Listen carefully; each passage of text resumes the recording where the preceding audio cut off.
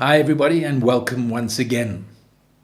In my Christian walk and experience, which covers more than 40 something years now, there have been many occasions when I have faced mountains. They have maybe been financial, health, situations in the church, in my life with people.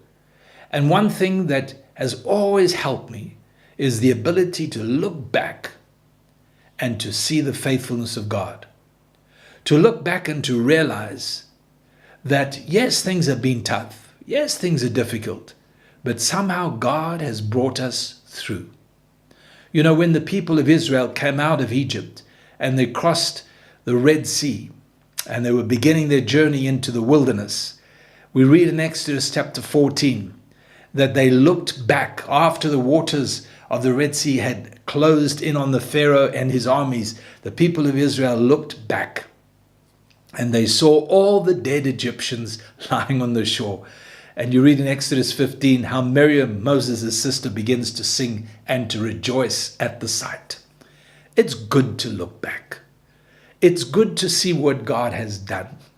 Even though there have been times of failure, even though there have been times of hardship, I want to tell you, I can look back and today I laugh.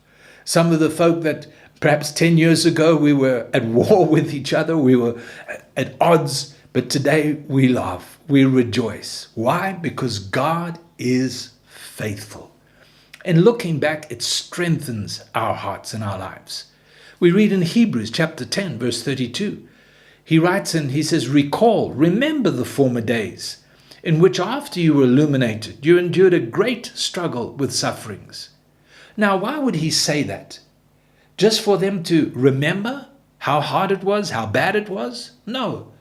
But to remind them of what they have come through, what they have left behind. Yes, it was tough. It was absolutely impossible at some stages. But such progress has been made. Such victories have been accomplished.